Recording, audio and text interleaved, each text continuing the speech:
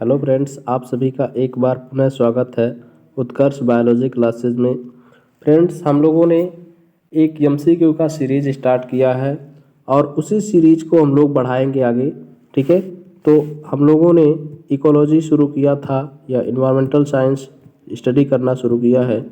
इसमें हम लोगों ने पहला टॉपिक का जो एमसीक्यू है उसको हम लोगों ने डिस्कस कर लिया था, जिसमें हम लोगों ने डिस्कस किया था पॉपुलेशन एंड ऑर्गेनिज्म से बनने वाले जो भी क्वेश्चन थे उसको हम लोगों ने डिस्कस किया। यह series TGT, PGT, TGT, PGT, LT, GIC, इसके अलावा बीएससी के जहाँ भी जिस भी पार्ट में बीएससी के जिस भी पार्ट में बीएससी के जिस भी, चाहे वो पार्ट 1 हो, पार्ट 2 हो, पार्ट 3 हो, ठीक है, जहाँ भी इन्वायरमेंटल साइंस या इकोलॉजी है उन सभी के लिए ये मोस्ट इम्पॉर्टेंट है। ठीक है, तो आइए डिस्कस करते हैं इसको। पहला क्वेश्चन ये मैच द कॉलम से है। इसमें मैच कराना है लिस्ट 1 से लिस्ट 2 से, और मैच कराने के बाद इसमें हमें करेक्ट ऑप्शन जो है, करेक्ट आंसर चूज करना है। तो स्टार्ट करते हैं। यहाँ पर लिस्ट 1 दिया हुआ है, दूसरा लिस्ट 2 इधर दिया है। लिस्ट 1 में लिखा हुआ है threatened category of book, threatened categories दिया हुआ है, और लिस्ट 2 में representation in red data book. ठीक है, तो लिस्ट 1 में पहला स्पीसीज है इंडेंजर्ड स्पीसीज। तो इंडेंजर्ड स्पीसीज को हमेशा किस सीट पर लिखा जाता है?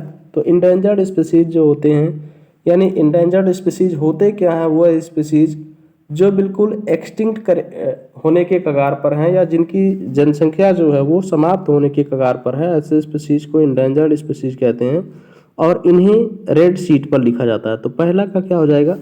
बी से मैच करा लेंगे। दूसरा है वल्नरेबल स्पीसीज। वल्नरेबल स्पीसीज को किस पे लिखा जाता है? तो इन्हें अंबर सीट पर लिखा जाता है। तो बी का किससे हो जाएगा? तीसरे से। तीसरा है रेयर स्पीसीज, और रेयर स्पीसीज को हमेशा वाइट सीट पर लिखा जाता है। चौथा है आउट ऑफ डेंजर। तो जो आउट ऑफ डेंजर होते हैं उन्हें ग्रीन सीट पर लिखा जाता है। तो अब इसी को हम लोग मैच करा लेंगे, यानी हम लोगों ने मैच कराया पहले का दूसरे से। पहला यानी ए का दूसरा कहाँ है? दूसरा यहाँ मिल रहा है। दूसरा बी का तीसरे से मैच कर रहा है, तो बी का तीसरा कहाँ मिल रहा है? यहाँ मिल रहा है। तो बस 2 मिल गया, मतलब तीसरा भी इसी में होगा। तो हमारा कौन सा सही हो जाएगा? ऑप्शन नंबर डी इसका राइट आंसर हो जाएगा। तो आप यहाँ से देखेंगे इंडेंजर्ड स्पीसीज में हमने बताया कि जो स्पीसीज बिल्कुल एक्सटिंक्ट होने की कगार पर पहुँच गए हैं, अगर उन्हें प्रॉपर संरक्षण नहीं दिया गया तो स्पीसीज इंडेंजर्ड हो जाएंगे। दूसरा है वल्नरेबल स्पीसीज, जिनकी अभी पर्याप्त मात्रा में इनकी संख्या होती है, पर इन फ्यूचर यदि इन्हें कंजर्वेशन नहीं किया गया या इस तरह से जो पोचिंग होती है, ठीक है, तो ये भी कैसे इंडेंजर्ड में पहुंच जाएंगे। रेयर स्पीसीज कुछ ऐसे स्पीसीज होते हैं, कुछ एक जियोग्राफिकल एरियाज में पाए जाते हैं, यानी निश्चित जियोग्राफिकल एरिया में पाए जाते हैं विश्व के, तो ऐसे स्पीसीज को हम लोग रेयर स्पीसीज कहते हैं। दूसरा है लास्ट है आउट ऑफ डेंजर, जिन्हें यानी खतरे से बचा लिया जाता है, मतलब उन्हें संरक्षण दे करके या कंजर्वेशन करके हम लोग जब उसे बचा लेते हैं तो ऐसे स्पीसीज को आउट ऑफ डेंजर स्पीसीज कहते हैं। चलिए अब नेक्स्ट अगले क्वेश्चन पर चलेंगे। ठीक है, दूसरा क्वेश्चन है, यहाँ पर है arrange the following ecosystem in term of their increasing primary productivity. अब इससे हमें क्या करना है? अरेंज करना है प्रोडक्टिविटी के अनुसार। तो पहला देखिए, सबसे ज़्यादा जो प्रोडक्टिविटी होती है, प्राइमरी प्रोडक्टिविटी, ये ग्रासलैंड लिखा हुआ है, ग्रासलैंड। ठीक है, तो सबसे ज़्यादा जो प्रोडक्टिविटी होती है वो किसकी होती है? ट्रॉपिकल रेन फॉरेस्ट की होती है। तो यहाँ पर हो जाएगा 4। इंक्रीजिंग ऑर्डर में लिखना है, तो इंक्रीजिंग ऑर्डर में सबसे कम वाला को हम पहले लिखेंगे, तो पहले पर सबसे कम किसका हो जाएगा? डी का। तो तीसरा हो गया, तीसरा ठीक है। उसके बाद आता है नंबर, इंक्रीजिंग ऑर्डर में लिखना है। तीसरे के बाद सबसे कम डिजर्ट का होता है। उसके बाद आता है नंबर फॉरेस्ट का, उसके बाद पहले, फिर आएगा उसके बाद किसका आता है, ओशियन। ओशियन हमारा किस नंबर पे है, ठीक है, ओशियन दूसरे नंबर पे है तो दूसरा हो जाएगा। उसके बाद किसका आता है, सबसे ज़्यादा जो प्राइमरी प्रोडक्टिविटी होती है वो किसकी होती है, डिजर्ट की, तो डिजर्ट हमारा किस पर है, चौथे पर है। तो इस तरह से आप इसको क्या करेंगे, इंक्रीजिंग ऑर्डर में इन्हें आप अरेंज कर लेंगी। सबसे ज़्यादा आपसे पूछा जाए प्रोडक्टिविटी, प्राइमरी प्रोडक्टिविटी किसकी होती है, तो रेन फॉरेस्ट की, ट्रॉपिकल रेन फॉरेस्ट की होती है। सबसे कम किसकी होती है, डिजर्ट की होती है, ठीक है। तो इस तरह से आप इसको अरेंज कर लेंगे। अब चलेंगे हम लोग अगले क्वेश्चन पर।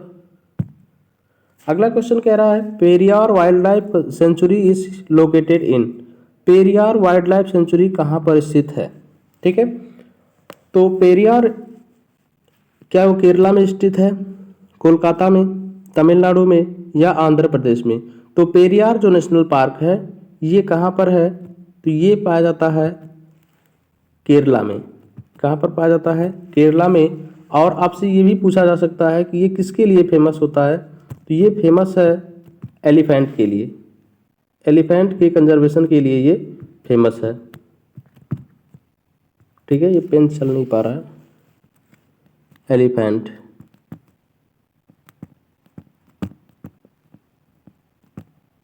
ठीक है। तो ये एलिफेंट के लिए फेमस है, ये आप ध्यान रखेंगे। अगला क्वेश्चन है which of these is called terror of Bengal. ये मोस्ट इंपॉर्टेंट है, लगभग हर एग्जाम में पूछा जाता है ये सवाल कि बंगाल का आतंक किसे कहा जाता है या बंगाल का डर किसे कहा जाता है। तो उसे हम लोग आइकॉर्निया को बंगाल का आतंक कहा जाता है, या जिसे सामान्य नाम, सामान्य जो है भाषा में हम जलकुंभी कहते हैं। तो जलकुंभी को क्या कहा जाता है, टेरर ऑफ बंगाल कहा जाता है, ये आप ध्यान रखेंगे, ठीक है। अगला क्वेश्चन है first national park in the world, the first national park in the world is, विश्व में प्रथम राष्ट्रीय उद्यान है, क्या वह कार्बेट नेशनल पार्क है, गिर नेशनल पार्क है या डचीगम नेशनल पार्क है। तो इसका ऑप्शन नंबर कौन सा सही हो जाएगा, option first is right answer, यानी येलो स्टोन नेशनल पार्क ये विश्व में प्रथम नेशनल पार्क था जो बनाया गया था। यदि आपसे इंडिया में पूछा जाए कि इंडिया में सबसे पहले कौन सा नेशनल पार्क बनाया गया था, तो फर्स्ट इंडियन नेशनल पार्क जो था जिम कॉर्बेट नेशनल पार्क था। और ये कहाँ पर बनाया गया था, जिम कॉर्बेट नेशनल पार्क जो है ये, ठीक है। तो पहला नेशनल पार्क हो गया जिम कॉर्बेट नेशनल पार्क, जो कि किसके लिए फेमस है, तो ये टाइगर के लिए फेमस है, टाइगर के लिए, ये टाइगर के लिए फेमस है। इसी तरह से गिर नेशनल पार्क है जो कि गुजरात में है और ये एशियाटिक लायन के लिए फेमस है। ऐसे ही डचीगम की बात करें तो ये कहाँ पर पाया जाता है, ये जम्मू कश्मीर में है और ये फेमस होता है हंगुल के लिए। चलिए अब आप चलते हैं अगले सवाल पर। अगला क्वेश्चन है which of the following is called, अच्छा वो क्वेश्चन रिपीट हो गया है, चलिए टेरर ऑफ बंगाल, तो ये इसका ऑप्शन नंबर फर्स्ट हो जाएगा। अगला क्वेश्चन है wild life protection act was passed in, wild life protection act कब पारित किया गया, तो इसका ऑप्शन, पूरा ऑप्शन आप देखेंगे, ठीक है। वाइल्ड लाइफ प्रोटेक्शन एक्ट जो लागू किया गया था वो कब किया गया था, 1972 में। कब किया गया था वाइल्ड लाइफ प्रोटेक्शन एक्ट,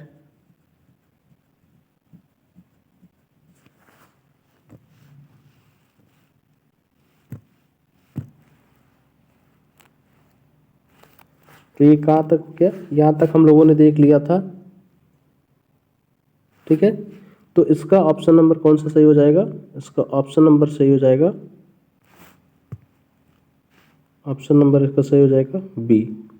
यानी जो वाइल्ड लाइफ प्रोटेक्शन एक्ट है वो कब लागू हुआ था? तो वो 1972 में लागू हुआ था। आप चलेंगे नेक्स्ट क्वेश्चन पर।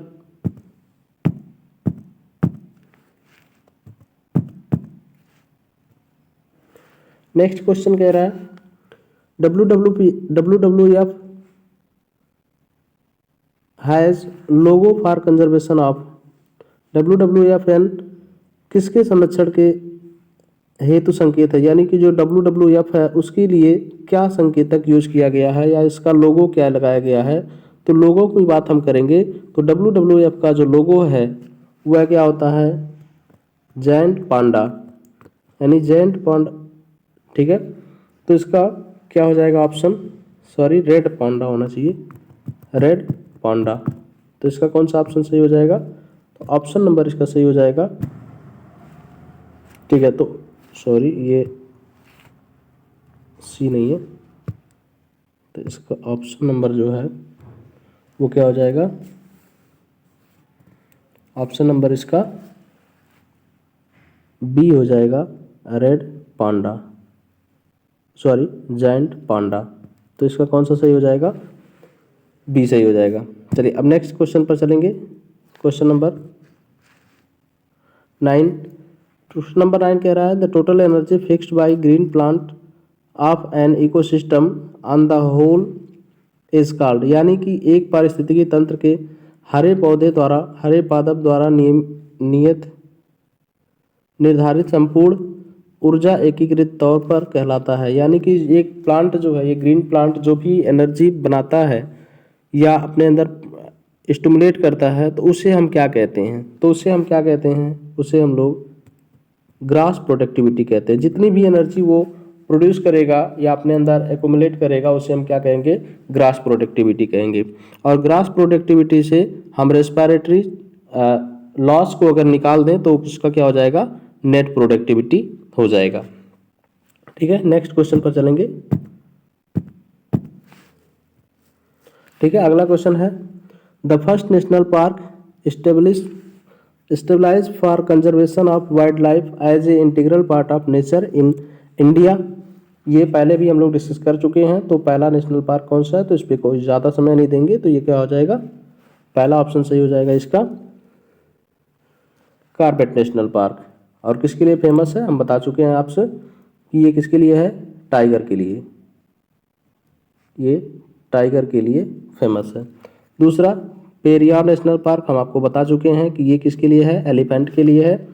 और गिर नेशनल पार्क एशियाटिक लायन के लिए है। इसी तरह से काजीरंगा जो नेशनल पार्क है ये किसके लिए फेमस है? तो ये वन हॉर्स राइनोसेरॉस के लिए फेमस है, राइनोसेरॉस। ठीक है, वन हॉर्स, एक सींग वाले गाड़े के लिए ये फेमस है। तो अगले क्वेश्चन पर चलेंगे।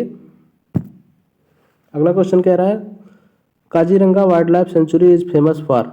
अभी हम लोग पिछले स्लाइड पर देखें तो ये किसके लिए फेमस है? तो ये फेमस होता है राइनोसेरॉस के लिए।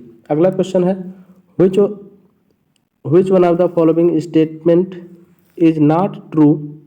आप नॉट जरूर देखेंगे, not true about wild life sanctuary. Wild life sanctuary के लिए क्या सत्य नहीं है? तो क्या पहला ऑप्शन है फाना इज प्रोटेक्टेड। क्या सेंचुरी के अंदर केवल फाना प्रोटेक्टेड होते हैं? क्या ये गलत है? तो ये बिल्कुल सही है। दूसरा है ग्रेजिंग इज प्रोहिबिटेड, ये भी सही है, ग्रेजिंग प्रोहिबिटेड होता है। अगला हंटिंग इज प्रोहिबिटेड, हंटिंग भी प्रोहिबिटेड होता है, ये भी सही है। Flora and other forest product can be utilise, तो ये गलत हो जाएगा। तो जबकि वहाँ पर क्या पूछा था? नहीं पूछा था। तो यह हमारा ऑप्शन कौन सा सही हो जाएगा? इसमें से डी सही हो जाएगा। ठीक है, तो ये कह रहा है कि flora and other forest product can be utilise, जबकि यहाँ पर जो सेंचुरी होते हैं वहाँ से आप फ्लोरा या फिर कोई भी फॉरेस्ट प्रोडक्ट आप नहीं यूज कर सकते हैं, आप वहाँ से नहीं यूज कर सकते हैं। तो यही हो जाएगा, इसमें नहीं पूछा था तो ये नहीं सही हो गया। अब हम अगले सवाल पर चलेंगे। The project must musk deer was launch in 1974। जो प्रोजेक्ट कस्तूरी मृग को 1974 में शुरू किया गया था, तो वो कहाँ से शुरू किया गया था? क्या वह डचीगम नेशनल पार्क में शुरू किया गया था, या फिर केदारनाथ नेशनल पार्क में किया गया था, कार्बेट नेशनल पार्क में किया गया था, या पिन वैली के अंदर किया गया था? तो वो जो प्रोजेक्ट था वो शुरू किया गया था कहाँ से? केदारनाथ नेशनल पार्क से। केदारनाथ नेशनल पार्क में इसको सबसे पहले स्टार्ट किया गया था। तो आइए नेक्स्ट क्वेश्चन पर चलेंगे।